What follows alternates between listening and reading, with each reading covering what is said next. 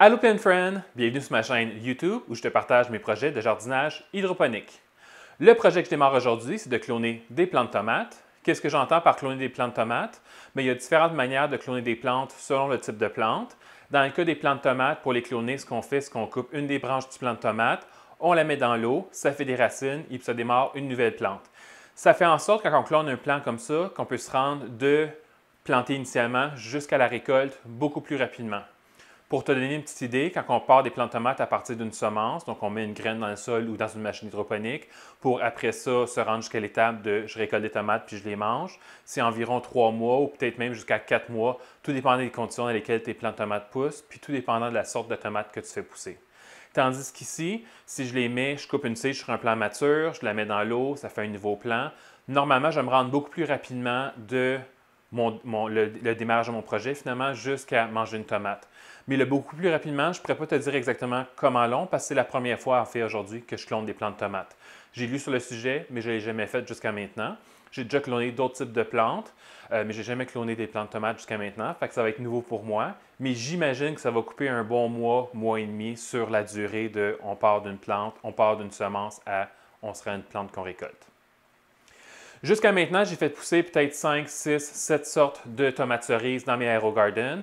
Et puis la meilleure de toutes, celle qui est vraiment la plus wow au niveau de juteux, le goût, toute la patente, c'est une tomate qui s'appelle Rosie Finch. Puis là, l'enjeu que j'ai avec les plantes de tomates que j'ai actuellement, j'en ai deux dans un AeroGarden Bounty, c'est que j'ai eu du powdery mildew dessus. Je m'excuse, j'ai oublié de vérifier c'était quoi le nom en français. Du powdery mildew, c'est une sorte de moisissure qui se forme sur les plantes, peu importe la sorte de plante. Puis ça ressemble justement, comme le nom dit, à une poudre blanche sur les plantes. Dans le cas des tomates, en tout cas dans le cas de ces plantes, là je regarde ici parce que mon AeroGarden avec les tomates mères sont là. Dans le cas de ces plantes de tomates-là, c'est surtout sur les feuilles que ça se forme. Puis le powdery mildew, ça va se former quand il n'y a pas assez d'aération autour de la plante, ce qui fait du sens parce que ces plantes-là, ils poussent vraiment densément ensemble. C'est vraiment des petits arbustes très, très, très denses. Puis la solution pour ça, c'est de faire une trim pour dégager le plus de feuilles possible, que l'air circule, puis mettre un ventilateur sur le plant. Et puis, ces plants de tomates-là, je trouve qu'ils me produisent des tomates tellement bonnes que j'en ai discuté avec ChatGPT. Puis je lui ai dit, qu'est-ce que je peux faire si je veux récupérer mes plants? Il m'a fait quelques suggestions. Donc, ce que j'ai fait aujourd'hui, c'est que j'ai coupé deux des tiges. En réalité, j'ai coupé une quinzaine de tiges au total dessus pour essayer de trouver les tiges que je vais utiliser pour cloner. Puis pratiquement toutes les tiges que je coupais, il y avait du powdery mildew dessus. Et puis j'ai réussi à en trouver seulement deux qui n'en avaient pas. Avec ces deux tiges-là, ce que j'ai fait, c'est que je les ai traitées au neem oil. Le neem oil, c'est une huile qui est extraite d'un arbre qui s'appelle neem. Je vais te mettre le nom à l'écran. C'est quoi en français? J'ai oublié c'était quoi le nom en français. Je l'ai cherché une fois, puis c'était un nom d'arbre que je ne connaissais pas du tout. Je n'avais jamais entendu le nom avant, ni en français, ni en anglais, en fait. Puis, le neem oil, le mélange de neem oil, on s'en sert, entre autres, quand on a des problèmes d'insectes sur nos plantes. C'est bon pour les tripes et d'autres sortes d'insectes qui se trouvent sur nos plantes. Et puis, c'est bon aussi quand on a un problème de moisissure, comme du powdery mildew, parce que le neem oil, l'huile de neem, il y a des propriétés antifongiques. Donc, ce que j'ai fait, c'est que j'ai trouvé deux branches qui n'avaient pas l'air à l'œil nu d'avoir de powdery mildew dessus. Je les ai vaporisées abondamment avec du neem oil. J'ai attendu à peu près 5 minutes. Je les ai vaporisées de nouveau abondamment avec du neem oil. Si j'étais en train de traiter les plants pour les insectes, après ça, je les aurais rincés à l'eau parce que le neem oil n'a pas d'effet résiduel au niveau en insecticide. Par contre, il y a un effet résiduel au niveau antifongique, donc pour empêcher les champignons de revenir.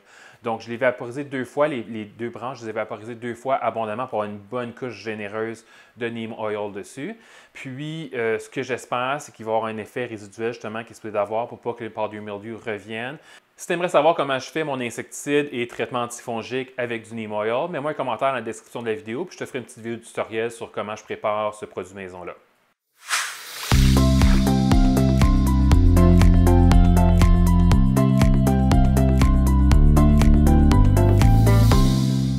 La première étape, c'est de sortir mon matériel. Donc, je vais avoir besoin des plantes, donc les bouts de branches que j'ai pris sur mes plantes matures.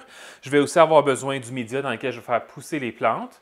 Donc, ce média-là, ça peut être les cônes originales qui sont vendus par la compagnie AeroGarden ou ça peut être des cônes compatibles avec AeroGarden qui sont vendus par une autre compagnie. C'est ce que j'ai choisi d'utiliser aujourd'hui, un cône compatible. Sinon, l'autre option qui revient encore moins cher que d'acheter un cône compatible, donc le plus cher, c'est les cônes originales AeroGarden, un petit peu moins cher que ça, silicone compatible. Puis encore moins cher que ça, c'est d'utiliser des cubes de Rockwool ou de pierre de laine de pierre plutôt, laine de pierre. Donc, des Rockwool, ce que c'est essentiellement des Rockwool cubes, donc des cubes de laine de pierre.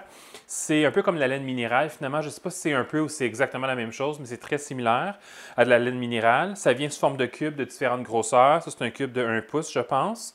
Et puis, normalement, on utilise ça. Tu vois, il y a un petit trou au milieu. On utilise ça pour démarrer des plantes. Donc, on mettrait une semence au milieu, on le mouille, la plante germe, puis quand elle germe, on prend le cube au complet, puis on le met en terre.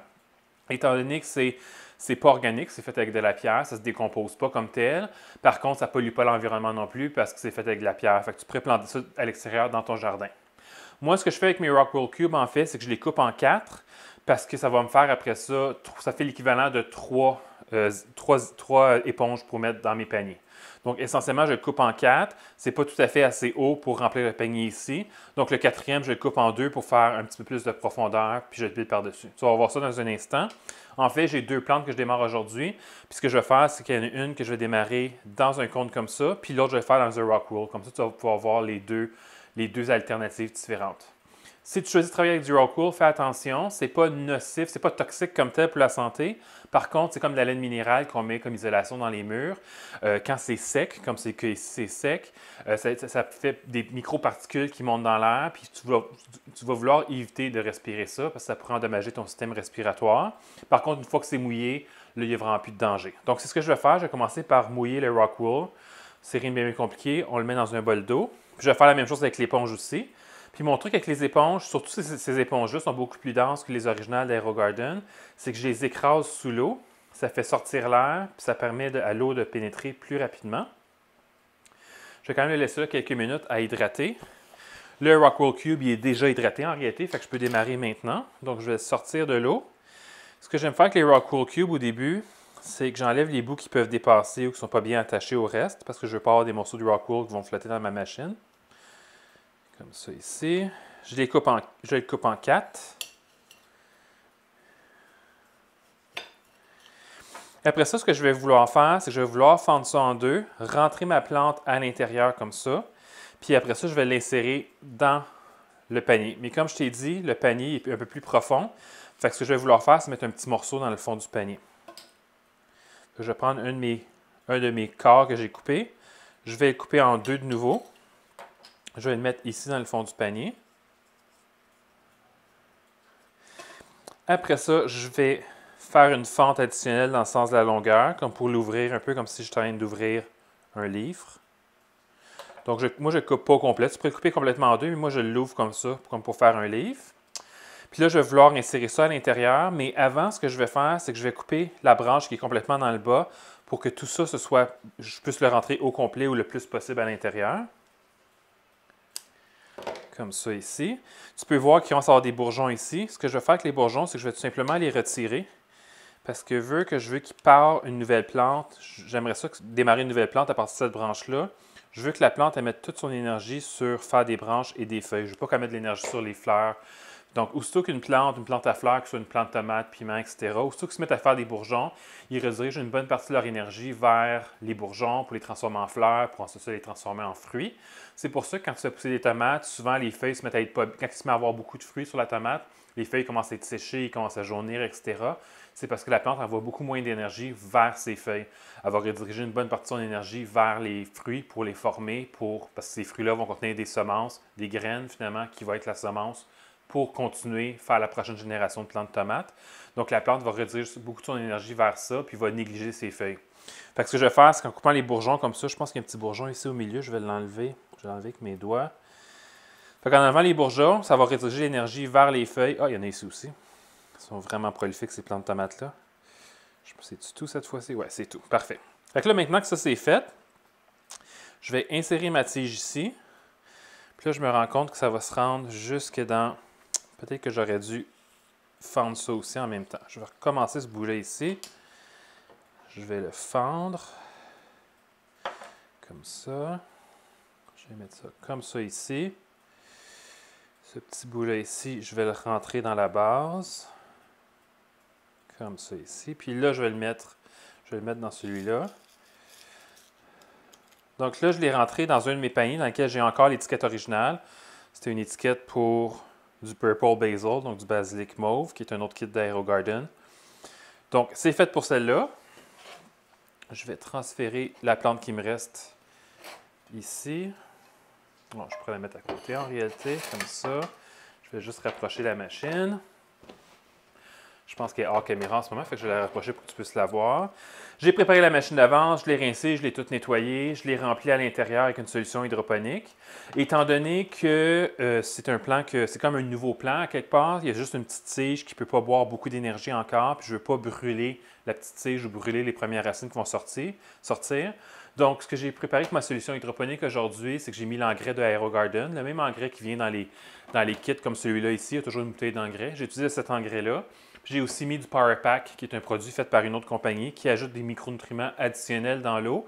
Puis, une des caractéristiques du Power Pack, c'est qu'il encourage les plantes à faire des racines. C'est ça que je vends en ce moment. C'est pour ça que j'ai enlevé les bourgeons, pour que les plantes mettent son énergie sur les feuilles, mais aussi pour qu'elles mettent l'énergie sur ses racines. Parce que plus les racines sont abondantes et en santé, puis plus que la plante au-dessus va être abondante et en santé et produire beaucoup de tomates qui vont être savoureuses. Donc, j'ai déjà fait mon ménage d'avance avec le mélange AeroGarden puis de Power Pack. Si tu aimerais en savoir plus par rapport à tous les différents nutriments que j'utilise pour faire mes solutions hydroponiques, je t'invite à me laisser un commentaire dans la description de la vidéo. Puis je pourrais te faire une vidéo où je te présente tous les différents produits que j'utilise pour préparer mes solutions hydroponiques.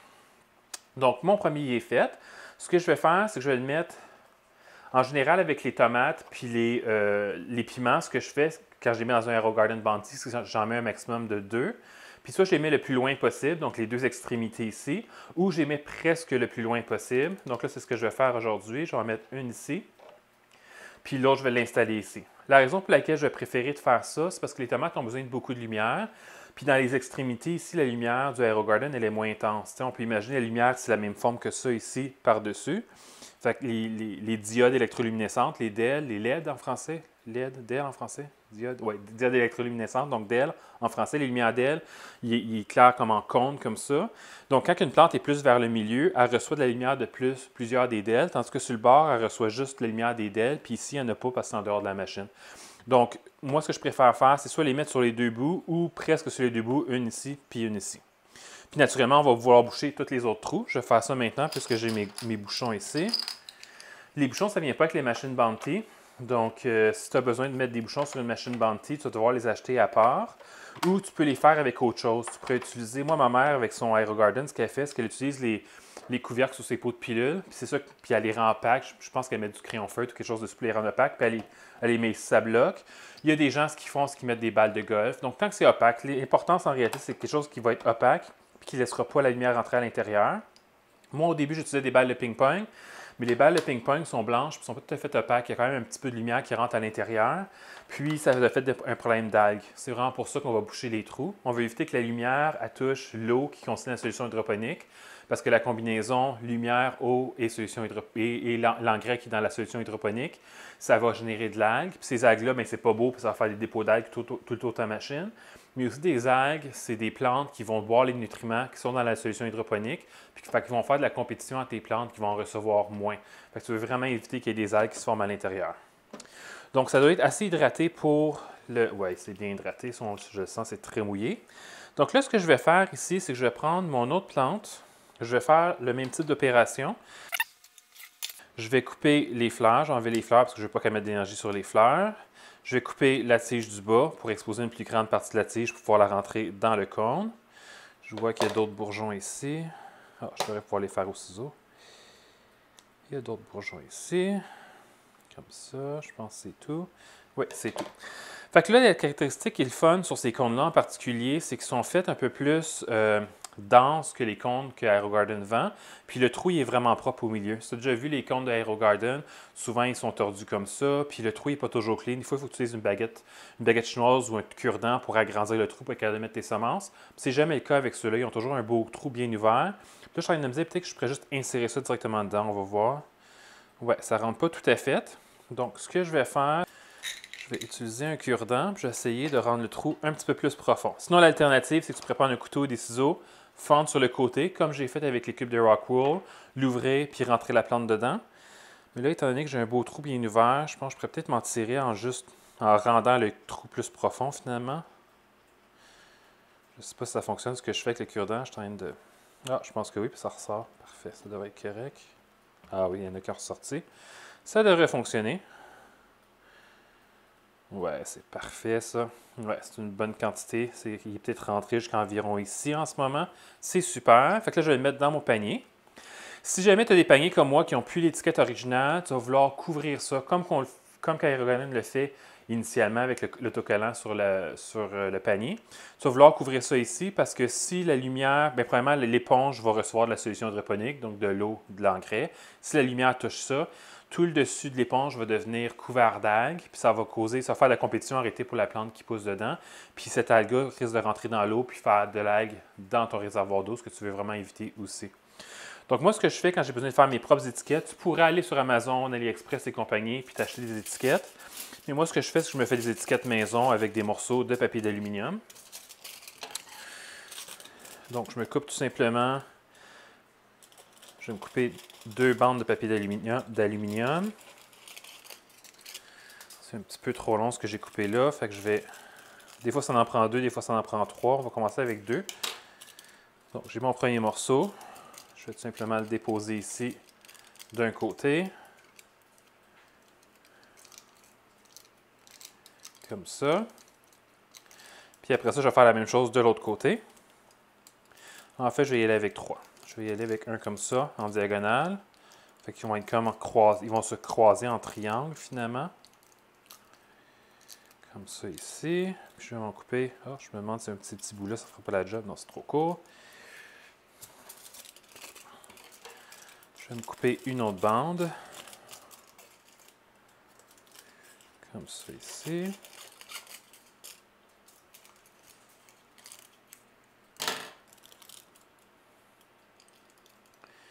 Puis l'autre bande, je vais la mettre ici.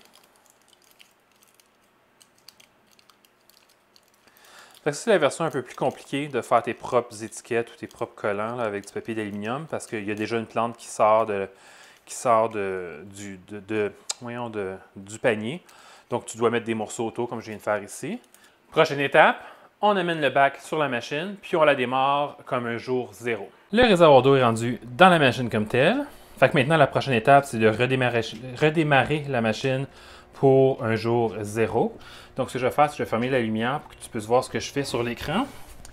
Donc, c'est la même chose qu'on fait quand on démarre avec des semences. Je le fais ici aussi quand je vais démarrer avec les clones. Donc, on va au bouton Menu.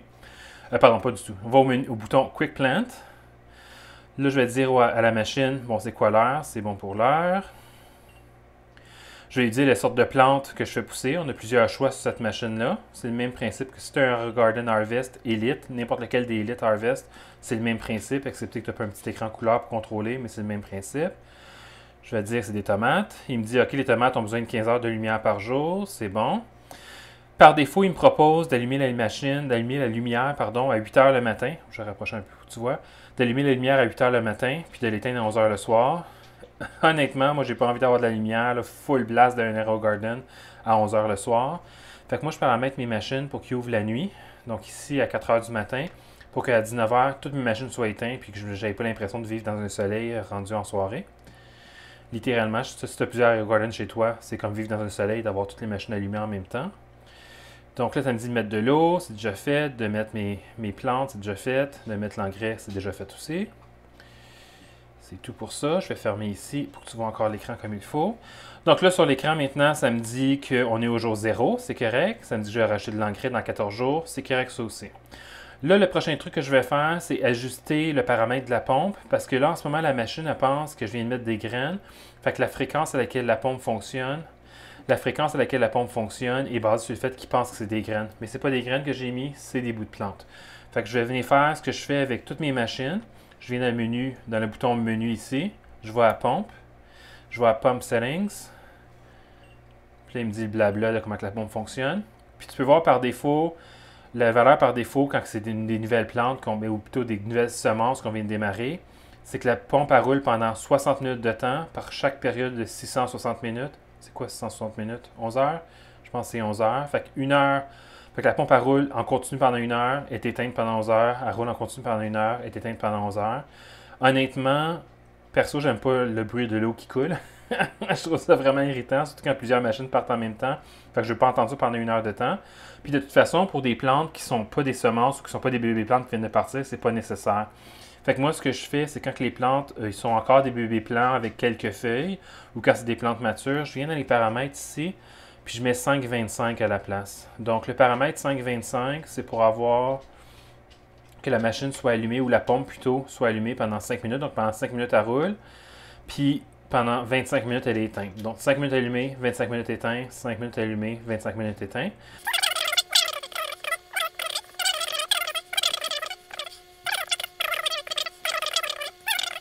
OK, 5. C'est pas 5 que je voulais, hein? Je gosse depuis tantôt pour 5, puis c'est 25. Ah là là, David. OK, donc 5 minutes allumées, 25 minutes éteint. OK. Le dernier truc que je vais vouloir faire aujourd'hui, c'est de m'assurer que la pompe fonctionne bien. Donc, je vais venir encore dans le menu. De nouveau, je vais aller dans Pompe. Je vais aller dans Test Pump. Quand je fais Test Pump ici, c'est comme pour un Stern AeroGarden Harvest Elite. N'importe quel des modèles Elite, tu as aussi un Test Pump. Quand tu fais Test Pump, la machine fait rouler la pompe pendant 1 minute. Je vais rallumer la lumière pour qu'on voit à l'intérieur. Puis là, ce que je fais, c'est que j'enlève un des petits couvercles. Puis je regarde à l'intérieur. Est-ce que l'eau coule? Oups, je me mets vis-à-vis. Est-ce que l'eau coule? C'est beau. L'eau coule. Tout est beau. Tu vas vouloir t'assurer que l'eau coule, que la pompe fonctionne bien sur ta machine, parce que ça va faire toute la différence d'avoir de l'eau qui circule. Ça va éviter de faire de l'eau stagnante qui fait comme le film de protéines sur le dessus de l'eau. Ça va réduire les chances qu'il y ait des bactéries qui se développent dans l'eau. Les bactéries vont plus se développer dans de l'eau stagnante, donc ça va éviter ça. Parce que si tu te mets à avoir des bactéries qui se développent dans le réservoir d'eau, ça va affecter les racines. Si les racines sont affectées, bien, les plants après sont affectés. Puis si les plants sont affectés, bien, ta récolte de peu importe c'est quoi que tu vas pousser sur ces plants-là, là ici c'est des fruits, c'est des tomates, mais sinon même si c'est du feuillage comme du basilic ou du kale, bien, le plant va être affecté puis il va avoir une moins bonne production en termes de quantité, puis aussi en termes de qualité, comme dans le cas des tomates, ils vont peut-être goûter moins bonnes les tomates produites par un plant avec des racines qui pourrissent. Jour 1, on est le lendemain. Donc, on dirait que les plants sont un peu aphaisés, ils ont un peu écrasé. Les deux plants font ça.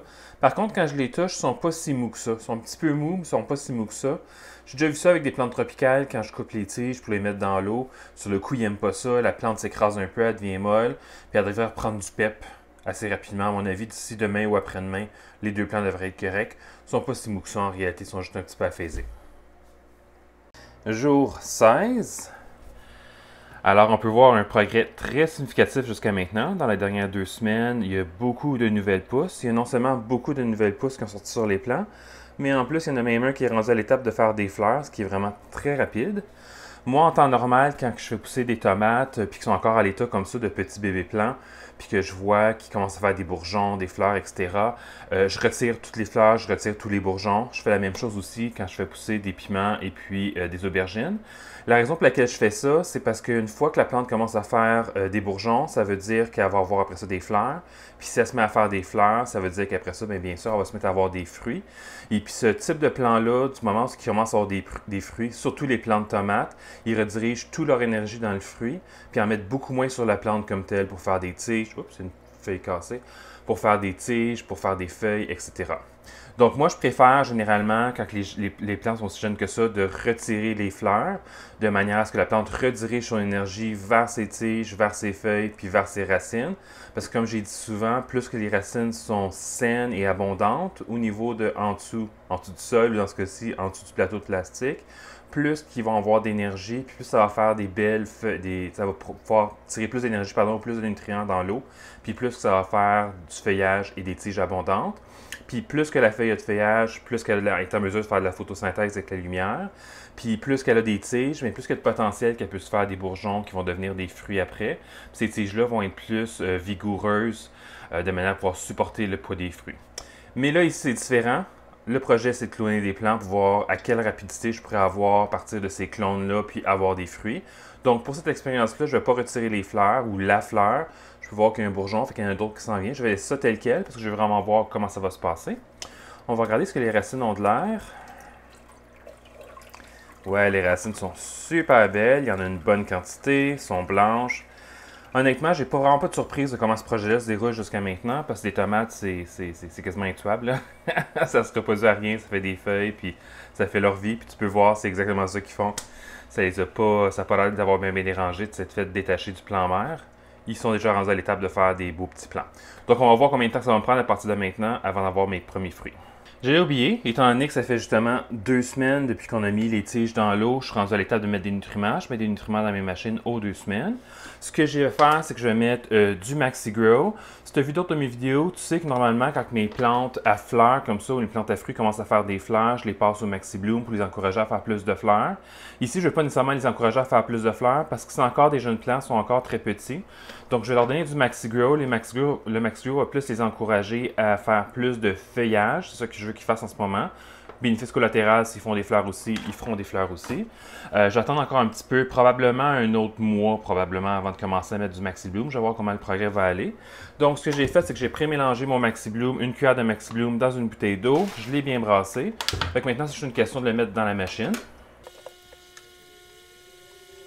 Maintenant que ça c'est fait, moi ce que j'aime bien faire, une fois que les nutriments sont agités, je veux bien qu'ils soient bien répartis dans tout le bac, puis éviter d'avoir des sédiments. J'ai quand même brassé d'avance la bouteille, mais au cas où.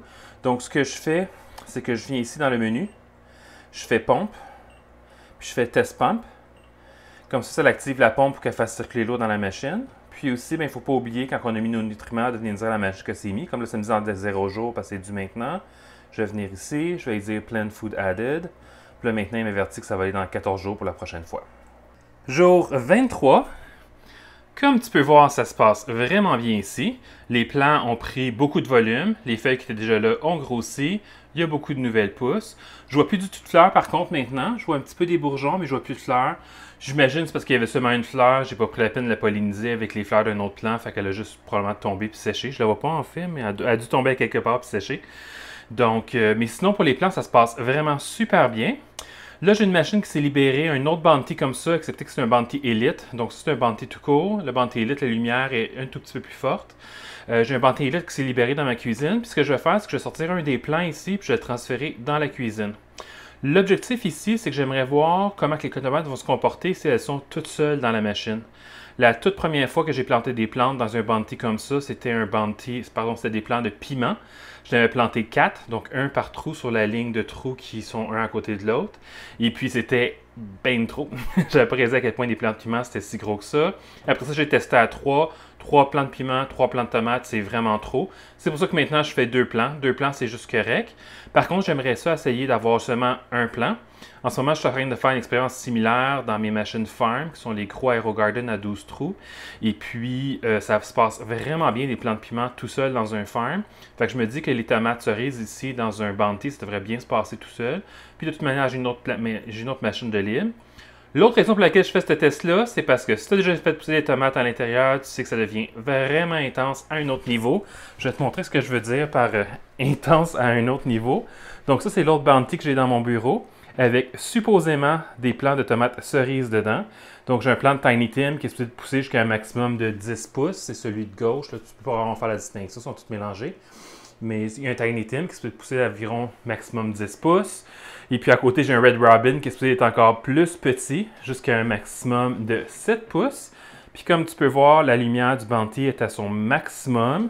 Le treillis que tu vois ici, c'est les 3 étages de treillis qu'on peut mettre dans un Bounty. Donc c'est vraiment le maximum des treillis qu'on peut mettre aussi. Puis comme tu peux voir, c'est une explosion de feuilles, de tiges, de fleurs, de bourgeons, de tomates à toutes les étapes de mûrissement. Ils sont vraiment intenses, ces plants-là. Ils viennent juste d'avoir un an, en fait. Bonne fête. Si je regarde la machine ici, ça dit 300, j'essaie de faire un zoom, 370 jours. Donc, ces plants-là viennent juste d'avoir un an. Malheureusement, c'est aujourd'hui leur décès. Ils ont commencé à avoir du powdery mildew, l'espèce de moisissure en poudre blanche qui se fait sur les feuilles.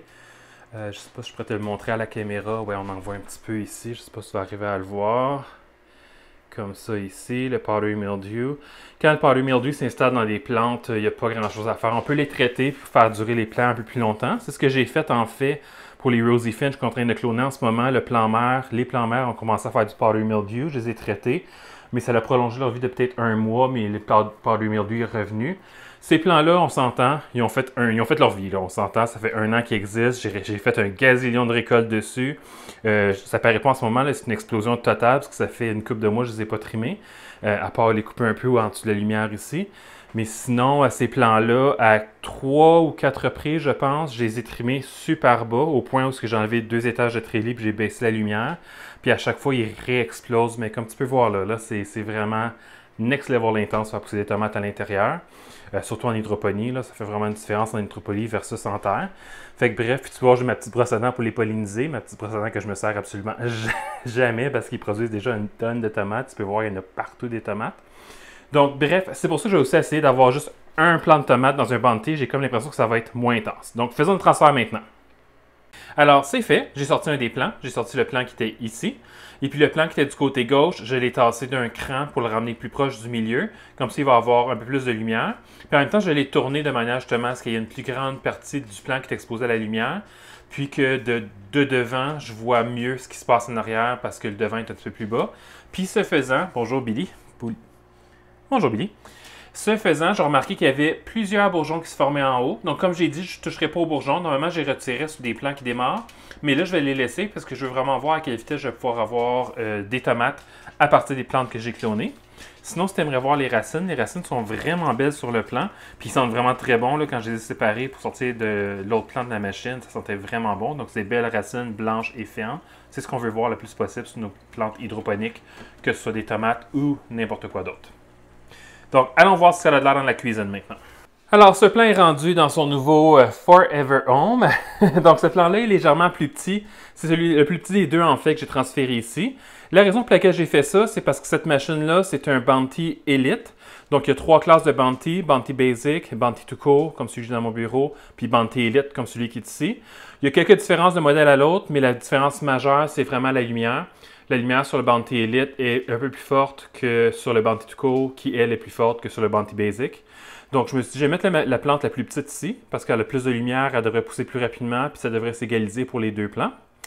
Donc là, c'est une machine que je vais devoir faire un reset. Donc, il y a quelques spécifications différentes au niveau là, de cette machine-là versus un Bounty To Cool, mais le système d'exploitation est pas mal le même. Donc, je vais faire un Quick Plant ici.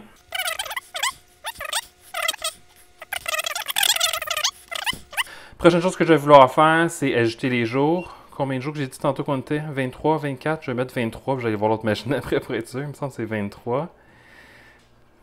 Je vais dire 23. L'autre chose que je vais vouloir faire, c'est aller dans le menu. Oups. Pump, Test Pump. L'autre truc que je vais vouloir faire, c'est ajuster les configurations de la pompe.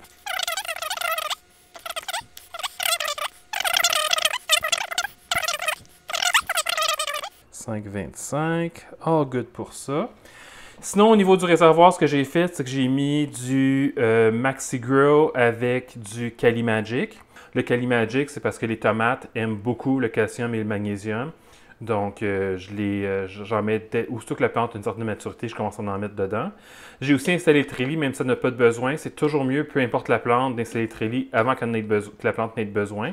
Comme ça, elle peut pousser à travers le trélie. Puis c'est beaucoup plus facile d'installer le trélie là quand je veux dire, la plante est minuscule. Là, fait que c'est super facile d'installer le trélie comme ça, plutôt qu'attendre que la plante soit grosse, puis essayer d'insérer le trélie par-dessus, passer des branches à travers, puis on en casse.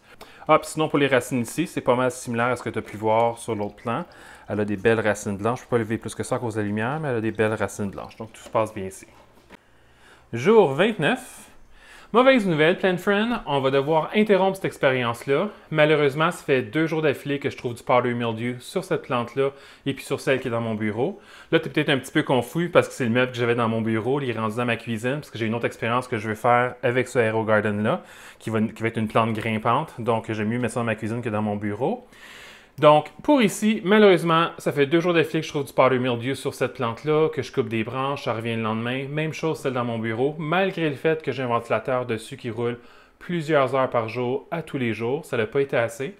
J'ai fait de la recherche additionnelle par rapport au powdery mildew, puis apparemment, le powdery mildew, on le voit, nous, à la surface des feuilles, mais ça se passe pas juste à la surface des feuilles. Apparemment que ça rentre dans la plante au niveau de son système de circulation. Donc, je pense que c'est pour ça que malgré que j'ai fait des traitements, malgré que j'ai pris des branches qui étaient en santé sur mes plants mères, les plants mères qui avaient du powdery mildew, que ça revient ici sur les plants clonés. Donc, j'ai vraiment, mais vraiment pas envie de me battre avec ça en ce moment. Je me suis battu avec au niveau des plants mères, puis j'ai perdu la bataille. Fait que je m'embarquais pas une seconde fois là-dedans, j'ai appris de mon expérience.